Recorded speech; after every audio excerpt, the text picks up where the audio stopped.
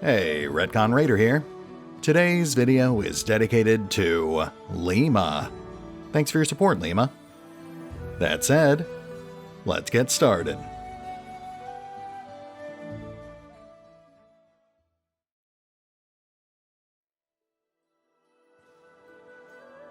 And welcome back to Pathfinder Kingmaker, as we return to the mundane day-to-day activities of your average Stolen Lands Baron. Oh sure, there are a few things that we should probably address at some point. The evil cults, the explosive plague of monsters, the conniving evil neighbors, but one thing at a time. That said, today we will be setting our sights a bit lower. We're headed to the bridge over the Gudrun River to see if we can track down one of our artisans' errant assistants, as well as the flawed creation that he ran off with.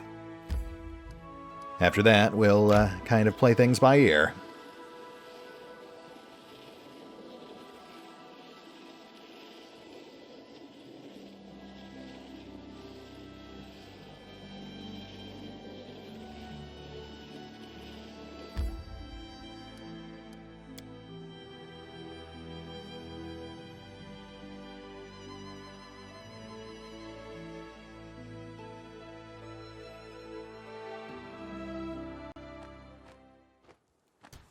Now, obviously, this is a pretty sizable map. And aside from that dragon thing that we never ended up killing on the east side, I think we've pretty much cleared the place out. I guess we'll toss up some basic buffs and have a look around. How may I help? Lindsay the Magnificent? Lindsay the Illustrious? Something more simple, like Lindsay the Great? Maybe Lindsay the Indecisive. I think that's fine. We will stack more if necessary.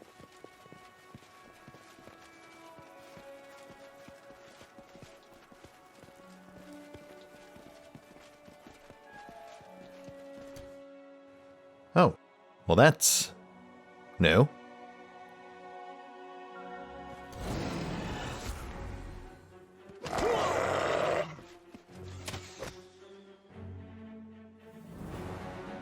Yep, that is the guy we're looking for.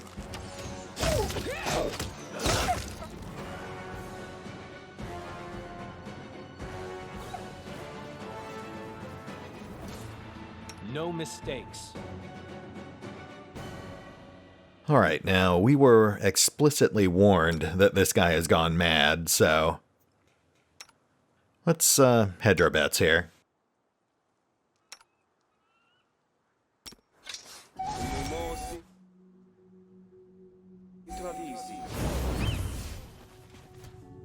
Here we go.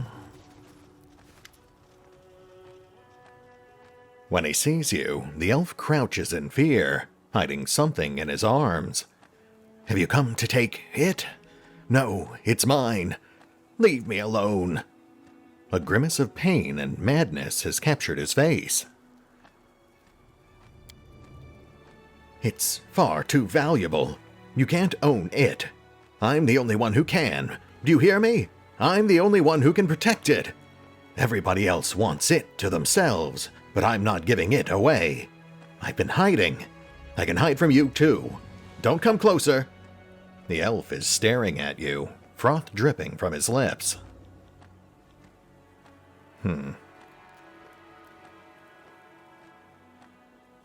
We will try the diplomatic option. I'm a friend. Don't get me wrong, but that thing is playing tricks on your mind. You must give it to me. The elf is beginning to understand. Yes, it's bad. Poisoned my mind. The elf throws the thing away fiercely.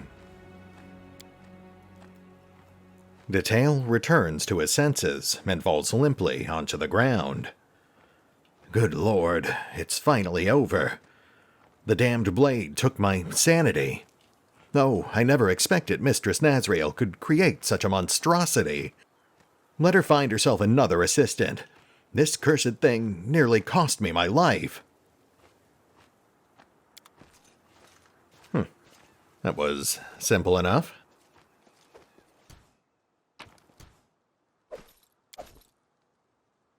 Let's have a look at that sword. Nazriel's Cursed Sword. This weapon was supposed to cast fear on enemies, but for some unknown reason, it poisoned the mind of its first owner. The curse has since lost its power, and the sword is now turned into an ordinary blade. Intriguing. There do seem to be a lot of, curses going around these days.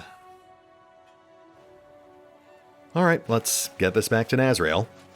All according to plan.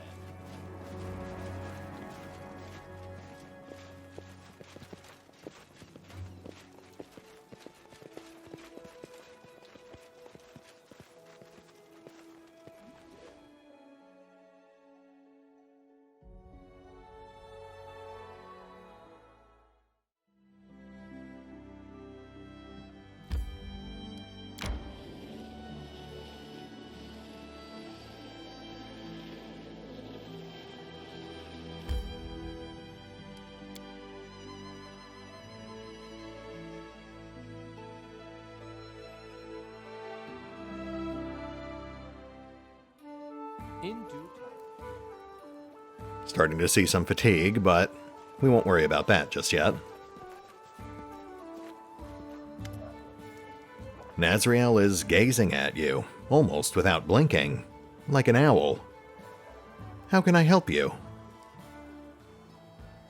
Take away this dangerous thing. It poisoned the mind of one of your assistants.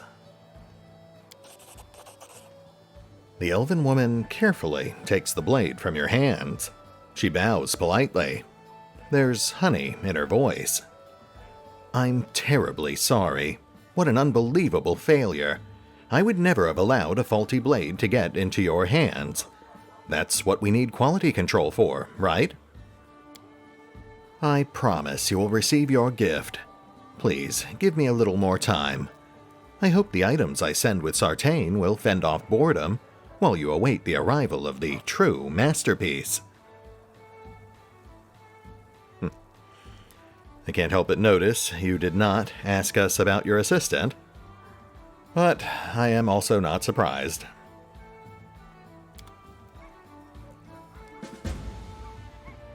Well, at least in the short term, she's a good source of revenue. That said, we will cut her loose if we have to.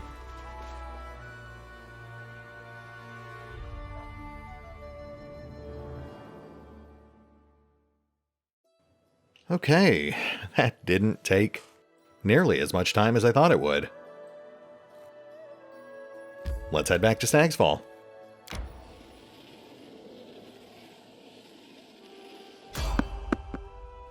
You've spotted peaceful travelers.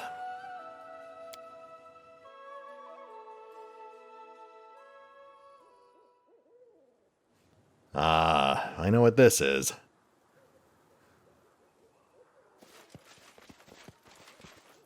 I can't remember if we've actually encountered this guy before. Guess not. A skeleton walks slowly towards you. His skull is filled with coins, which glimmer through his empty eye sockets, clinking with every step. He halts beside a cart filled with valuable-looking items. He waves at you in a friendly manner with his bony hand. Hello, hello. Allow me to introduce myself. I am the skeletal salesman. Do not look upon my face or its absence. Look at my wares. Choose. Buy. Oh, this story is as sad as it is cautionary. The skeleton raises a thin white finger. I was once like you, wandering in search of adventure, fearlessly delving into dark caves, hidden temples, and ancient ruins, taking whatever I pleased. But then I set forth on an adventure which was to crown my career. I discovered the den of a dead dragon. A massive treasure trove lied within. I could purchase all of Absalom with such a hoard, and half of Restove with the change. The owner lay dead upon the heap of gold, bare bones, just as I am now, breathless and still. How was I to know he wasn't truly dead? Or rather, he was, but not quite. You know, undead, a dragon lich. I wouldn't have imagined it in my wildest dreams. He grabbed a hold of me with his bony talon, and I bid my life farewell. But then I looked upon the pile of bones and equipment left behind by the dragons, former guests, and my panicked mind coughed forth a brilliant idea. An idea worth 1,000,000 coins. I offered the dragon a deal, and he agreed. Imagine that. You see, dragons are greedy for treasure, but they have no need of swords or armor. So I offered to hold a sale. I would turn the junk he had been storing for ages into newly minted coins. The dragon approved of the idea and gave me the job. He did, however, place a curse upon me, as you can see. Now I am but bare bones. But fear not. To tell you the truth, I rather enjoy it. I go wherever I please, talk to interesting people, and no longer need I fear death. Yeah, that certainly sounds like a sweetheart deal. On an unrelated note, where is your master's den? I've been asked this question many times. Do you so badly desire that your weapons end up in my cart? If so, then just sell them to me. Or do you imagine that you will find your fortune where hundreds before you have found only death? True optimism runs through the blood of every treasure hunter, even those of us who have no blood at all. The skeleton laughs and rattles his bones. I even suggested to my master that I sell maps to his den, guaranteed revenue and new inventory. But he had no interest in this. He detests guests. He says they distract him from the contemplation of eternity. I suppose the clinking of the coins I bring him does not. Anyway, I couldn't point you to his den even if I so desired. My master robs all memory of the location of his den as soon as I step foot upon the highway. When it's time to replenish my stock, it is he who finds me. Pretty spooky. All right, show me your wares.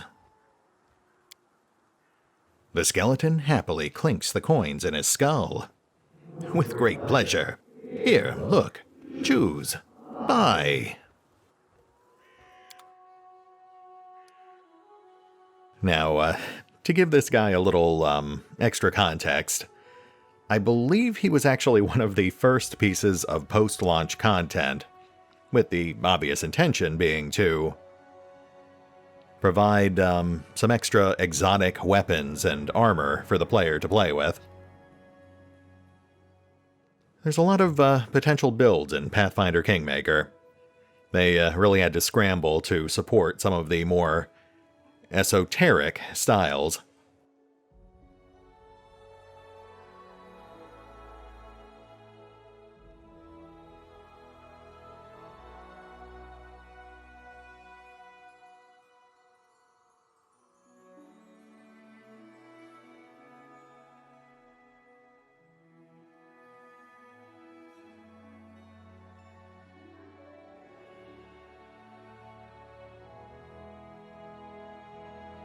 Alright, well, nothing here is jumping out at me, but we wouldn't be able to afford it even if it did.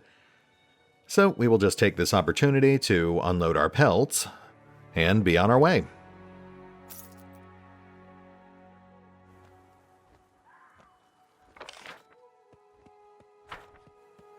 We will end up encountering this guy again in the future, and I think he actually revises his inventory from time to time. Might actually depend on what chapter you're in.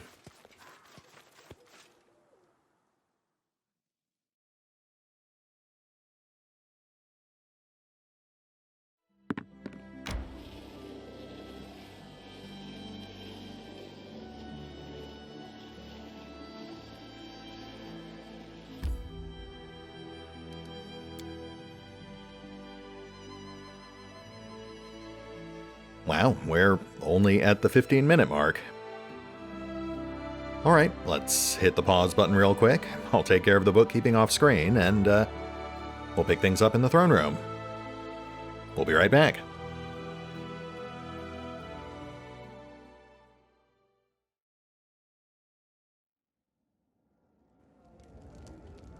And we are back. We raised about 12,000 gold, so let's see what we can do with it.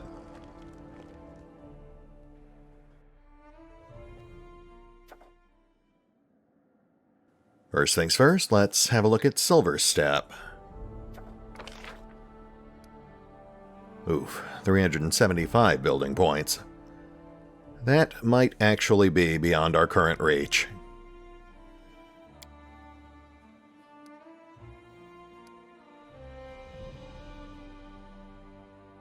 Yeah, we can get close, but we can't quite get there.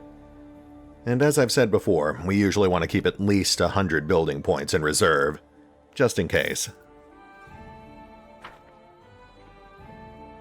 That's fine, we can find something else to do.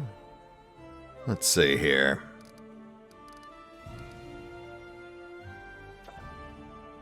Oh, Harem gets back tomorrow, so... yeah, let's see if we can boost him up to rank 2. I believe once we get him to rank 3, we'll get our Arcane Advisor.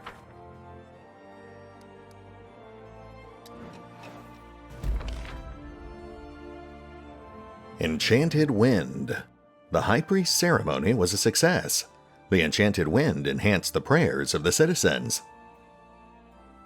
Wow, +6 Divine.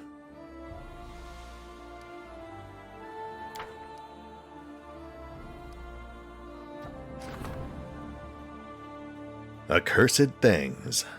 Something strange is happening in the region. Residents are complaining of strange misfortunes. Someone must be casting spells to harm the barony's subjects.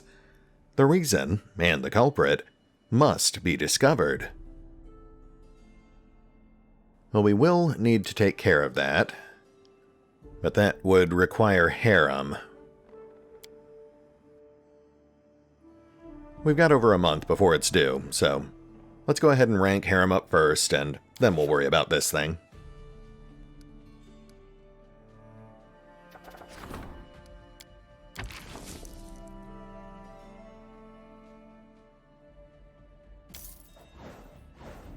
Oh, shoot. Okay. Apparently, this is actually an important story event. I wish they had made that clearer.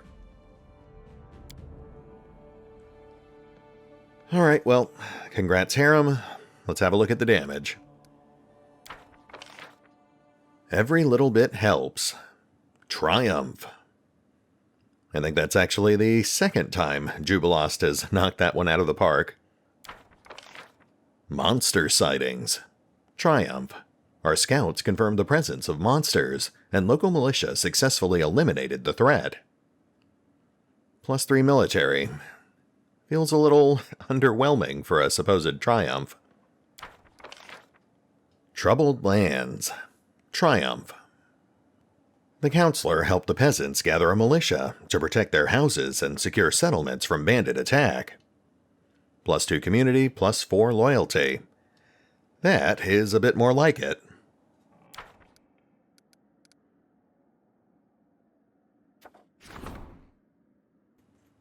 Monster invasion. Monsters are erupting from the bodies of fallen citizens. Your subjects need their baron in the capital. Yeah, that sounds about right. And monster sightings again. Which makes a lot more sense in retrospect. I'm guessing that one will just keep cycling until we're done with the current chapter.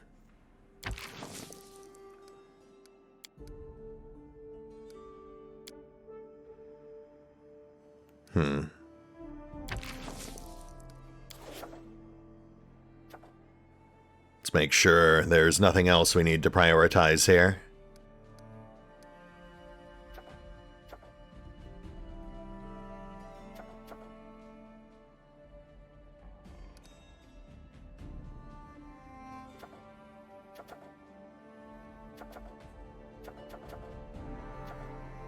No, I think that's just about everything. Unfortunately, things like rank ups and kingdom expansions require us to be present, and we just can't afford that kind of time right now. Sadly, Silverstep will have to wait.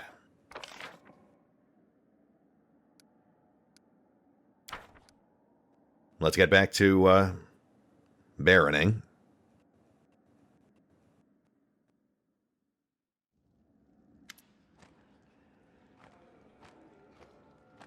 The epidemic continues. More and more people die. More and more monsters roam your lands. Some of your subjects have already fled in search of safer havens. Your barony's very existence is in danger. We do have good news, too. I managed to gather some information that, I hope, will help you eliminate the threat before it's too late. Shortly after the epidemic started, goblins began appearing everywhere. The locals report that these goblins have been celebrating and shouting something about the Day of Glory for Lamashtu, when all humans would be eaten by monsters and only goblins would remain. Sounds disturbing, does it not? Well, I mean, I'm an elf, so I'd be okay. Lamashtu, what do we know about her? She's called the Mother of Monsters. Her symbol is the three-eyed jackal head. She's an ancient and extremely evil goddess who spreads nightmares, insanity, and, perhaps of most interest to us, monsters. Her worshippers are mostly of the more monstrous races, like goblins, lamayas, and gnolls. That said, there's no short supply of secret followers and cults among more civilized people, too, including the people of the River Kingdoms. The goblins are behind this disaster, then. Behind it? Doubtful. Benefiting from it? Quite likely. I'd surmise that the true cause of the disaster is either human cultists of Lamashtu, or, even worse, some supernatural creature related to her. In any case, the goblins likely know enough to provide some clue. So, we need to find a goblin leader and press them for information. Any idea where to begin the search? Yes, you were wise to prevent the widespread panic by keeping the epidemic secret. Due to that, my agents caught several goblins and learned the location of their village. I'll mark it on your map. Oh, so our decision actually did make a difference. Interesting. I wonder if we would have had to comb the countryside if we hadn't done that. Thank you, Casil. I hope it helps to save the lives of your people. Jod's eyes are bloodshot, and his posture is slack. The wrinkles on his face have deepened, and his sparse hair has gone gray. It's a disaster, Your Grace. We have an epidemic developing in the country. The afflicted first get a fever, then a bloody cough. Then, several hours later, the cleric shakes his head and grimaces. And that's just half the trouble. Afterwards, the bodies of the afflicted become like some kind of cocoon, and monsters hatch out of them. People keep dying, and we haven't the slightest clue what's causing it, or how to deal with it. Tristan and I established a field hospital in the building of the former prison. Don't look at me like that. There were no better places to choose from. Frankly, we were lucky to find this one. To cut a long story short, we have a female patient who's volunteered for vivisection. It means cutting into her living body to look for the source of this disease. Jod frowns. After the surgery, Erast'll forgive us. We'll be lucky if we can close her up and let her go alive and well. However, we don't want to do it without your presence, Your Grace. So please, try to find some time to attend. Oof, I'm guessing this is where, Bartholomew would have come in handy. There's one more thing. Jod hands you a battered letter. Keston, that dunce, sent a message. He rambles from place to place. These letters are all we ever receive. Well, just read it. I guess it's urgent. Keston's letter. Your Grace, please forgive me my sudden disappearance. I deemed myself of more use among your subjects than at court. The people are afraid, Your Grace. They believe that they've been forgotten, that their ruler couldn't care less about the simple folk, even as they perish each and every day. For this reason, those who can bear arms are starting to take matters into their own hands. A wild mob is a force to be reckoned with, and you already have enough to worry about. Fortunately, I was able to convince these people that I'm on their side. In the end, I have decided to lead this militia myself, in order to be the first one to know whenever the people learn something new, and to protect them from making rash decisions. I've led troops before, and your subjects view me as one of their own, so they trust me and are willing to follow me. It was with a heavy heart that I left your castle, but my hope was that once among the common people, I would be able to track down the source of the disease that struck the barony. I was recently informed that one of the squads scouring the outlying regions of Camelins had encountered a mysterious shrine.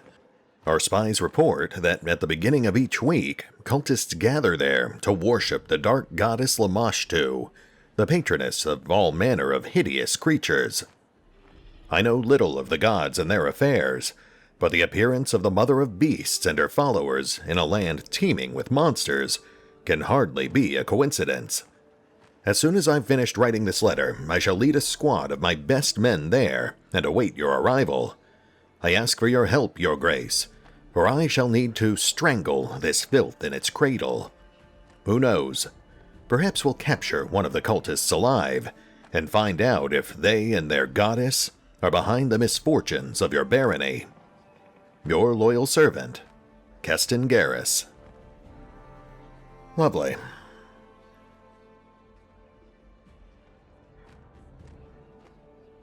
Vivisection. What exactly are you going to do?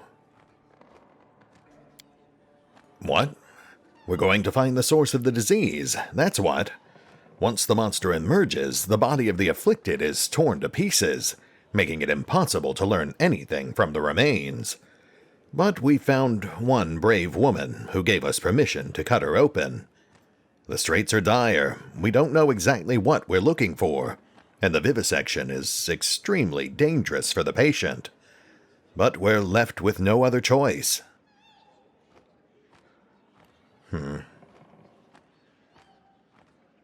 What do we know about the disease? Not much. Just primary symptoms, actually. We're not even sure if it's a disease, a curse, or some magic parasite. Perhaps with your help we'll manage to learn more. Any progress on curing the disease? How should I put it? We've got none. We haven't been able to save a single patient yet. We're like blind kittens bumping against a wall, and we have nothing to show for it. I see. Very well, let's go.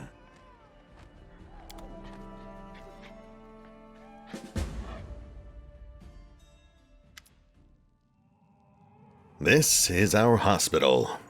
Jod shows you around the bleak, comfortless building with its barred cells.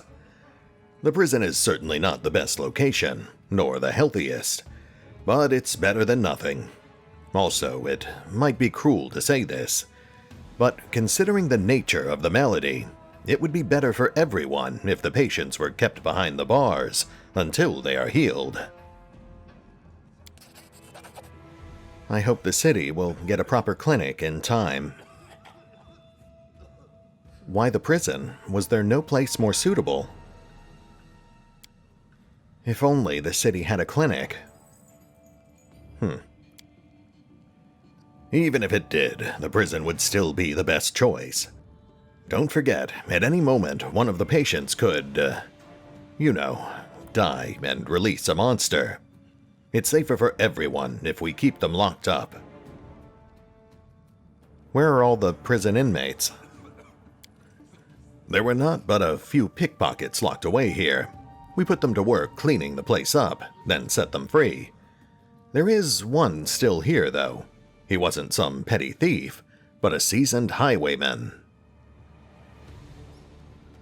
What have you already tried? Standard spells to heal diseases, remove poison, and lift curses. All ineffective. Attempting to dispel the magic is also fruitless.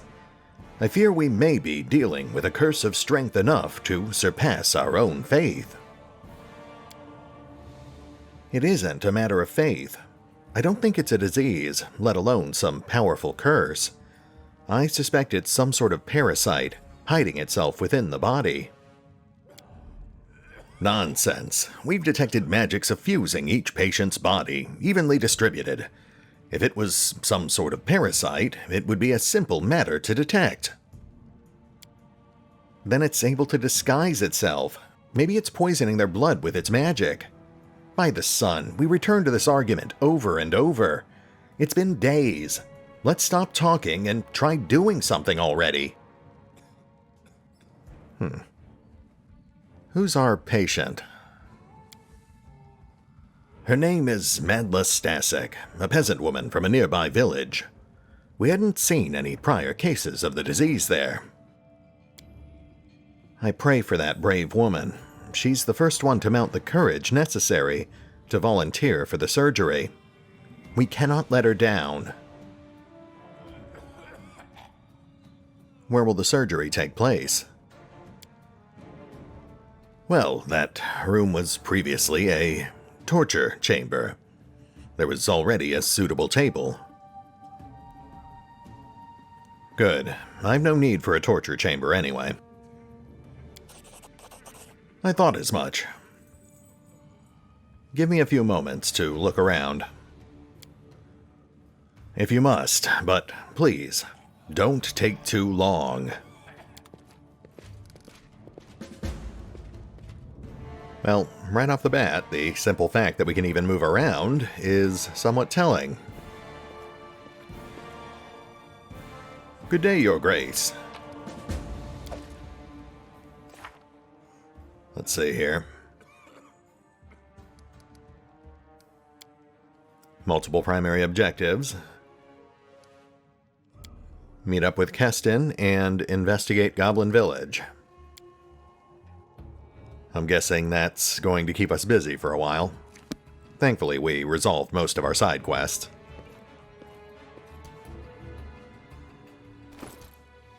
Alright, we are currently solo, so let's get some buffs set up.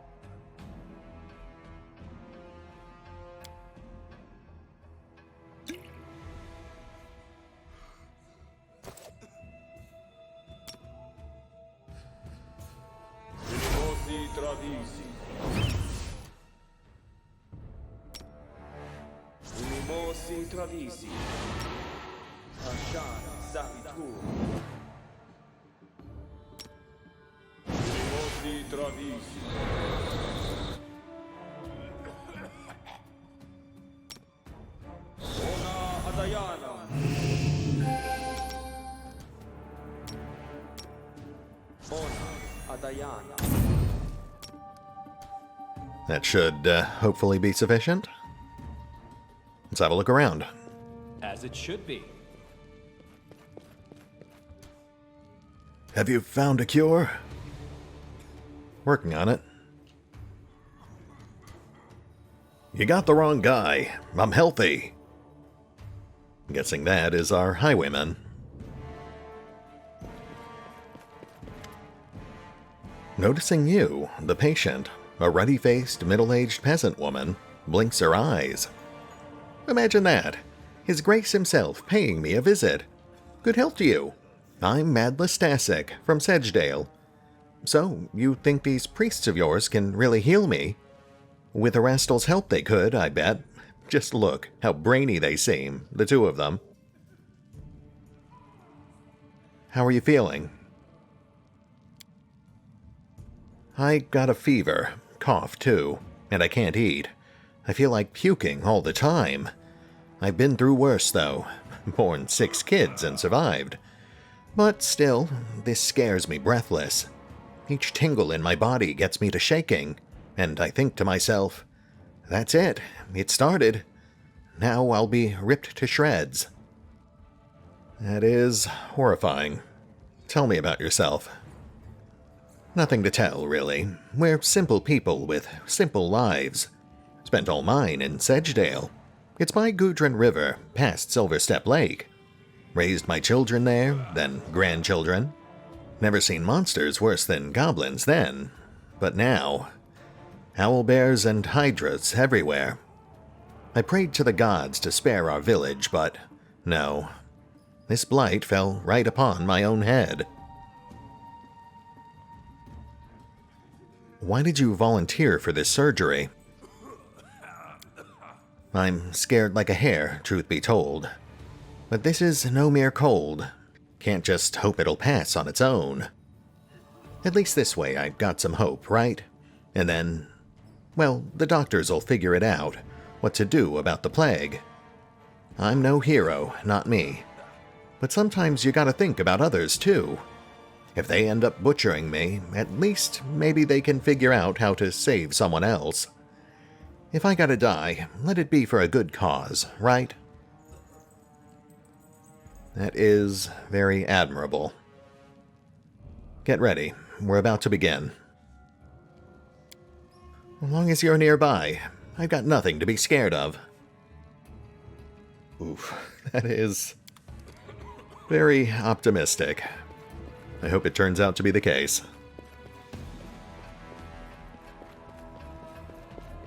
Gentlemen.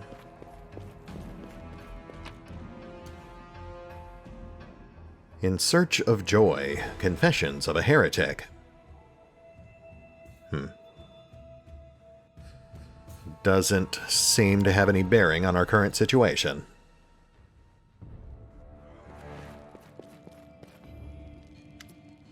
Are you ready? Please, we cannot delay much longer. Yeah, as ready as we're ever going to be. Let's begin. John breathes in deeply, then exhales slowly. The rest'll be with us. Sarenrae, help us.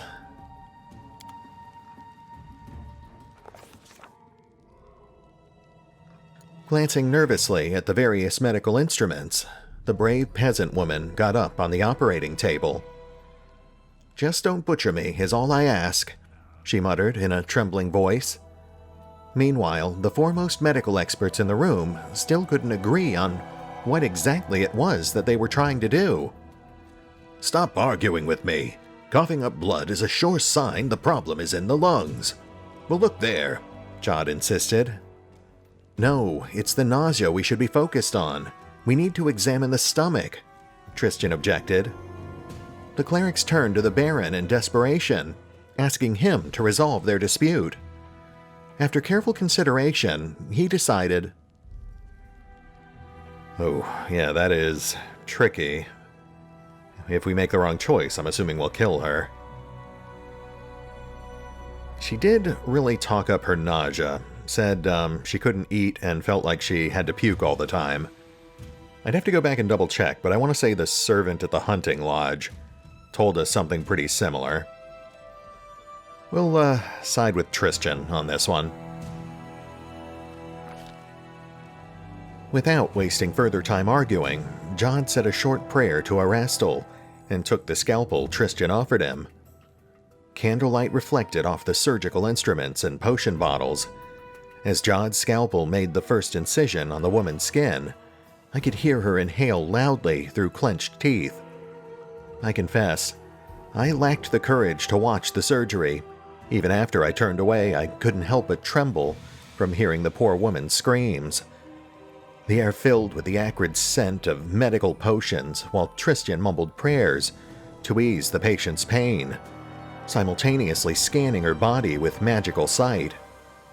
All I could do was whisper my own prayers. But the Baron, he didn't lose his courage. Oh boy, and this is where it could all go wrong. None of these are really our specialization. Plus we're seeing some inconsistent numbers here, but it's definitely either nature lore or diplomacy. We've got about a 50-50 shot.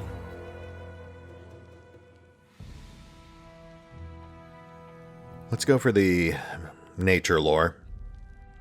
He helped Jod by advising him on the fastest and most efficient way to finish the surgery. The Baron's medical knowledge helped Jod immensely. The surgery was over quickly. The poor woman's screams and crying were unbearable. I couldn't begin to imagine what she must be going through. "I'm such a fool," Jod finally exclaimed. "You were right. I'm glad we listened to you." Tristan used a healing spell to close the wound on the woman's stomach, and Jod showed everyone the strange item he'd extracted. It looked like some kind of seed, a glowing, pulsing, thumb-sized seed. Before anyone could say anything, it flashed in Jod's fingers. He dropped it on the floor just in time. On the spot where the seed landed, a portal opened, and a roaring monster jumped out of it. Okay. Still solo. I'm assuming the guards and bystanders will help us, but we need to make this quick. We don't want any collateral damage.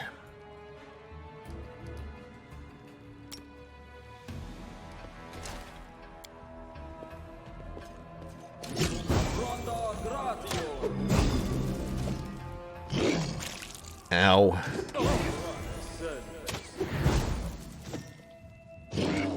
Ow.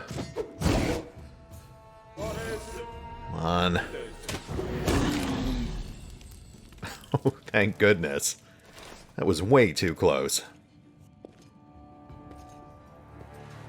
Jod wipes the sweat from his brow, not even noticing the blood still on his hands. Erastil and Sarenrae be praised.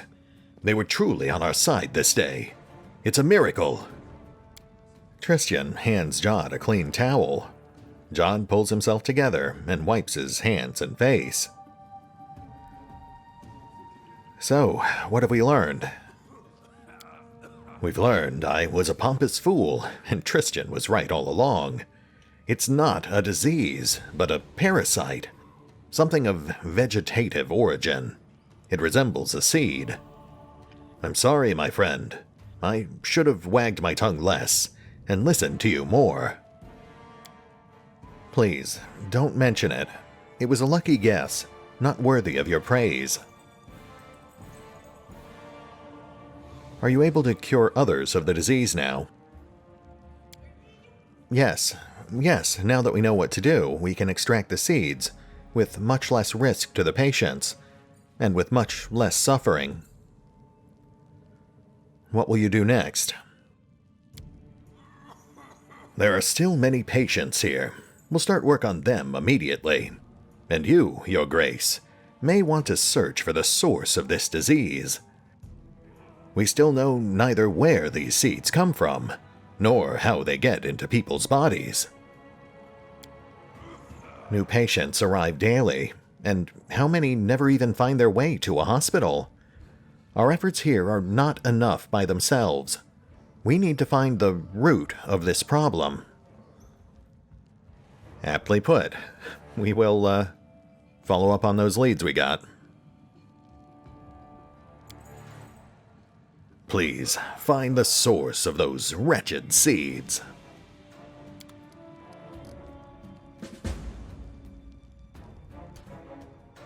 Okay, so that takes care of that, but we've still got the Goblin Village and the Cultist Shrine to investigate.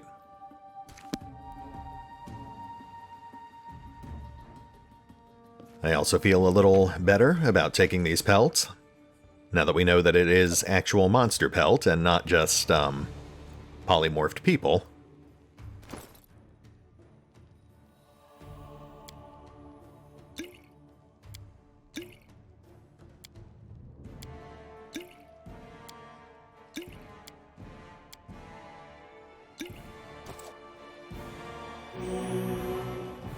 Oh, almost forgot.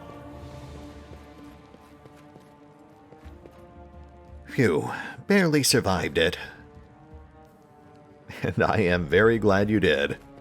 It could have easily gone the other way.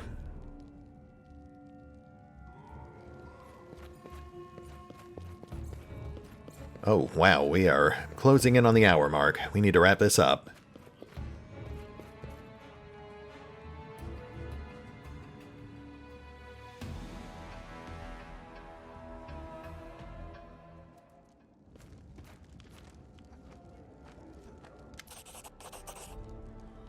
Oh, nice. Another acerbic ring.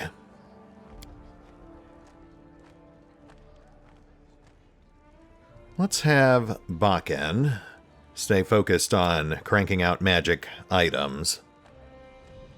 Those are generally going to be worth more than random potions.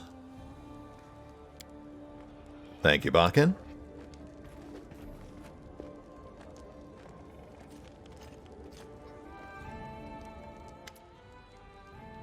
The apprentice bows low and speaks as if reading a note. On behalf of Mistress Nazriel, I would like to wish you eternal health and express our gratitude for your kind protection. My mistress wanted me to present you with this gift. She hopes that you would be satisfied with it. Extend my gratitude to Nazriel. The elf bows low and vanishes silently.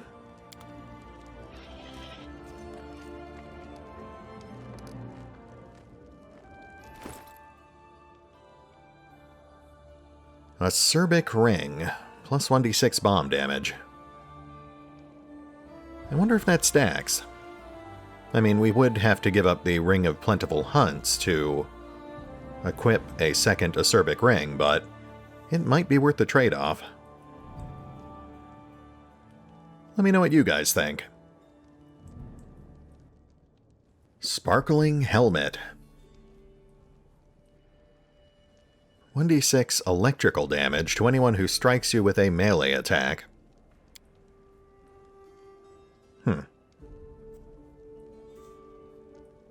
Not exactly overwhelming, but interesting. Definitely unlike anything else we've seen so far. Most of our guys have stat boosting gear, so I don't think we'd bother with that, but it might be good for one of our secondary party members.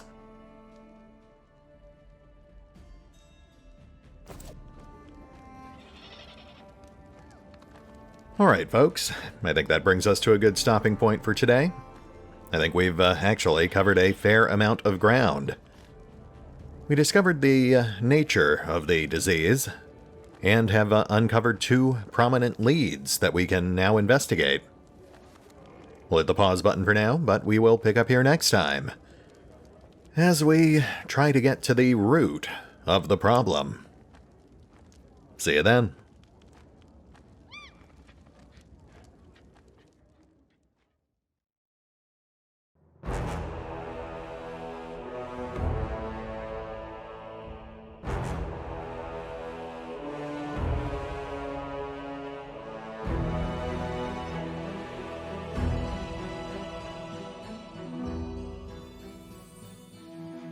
Oh, and remember, although I do love playing Pathfinder Kingmaker, you can find out more about the game by visiting the official website, the official YouTube and Twitch channels, the official social media feeds, or the official store pages over on Steam or on GOG.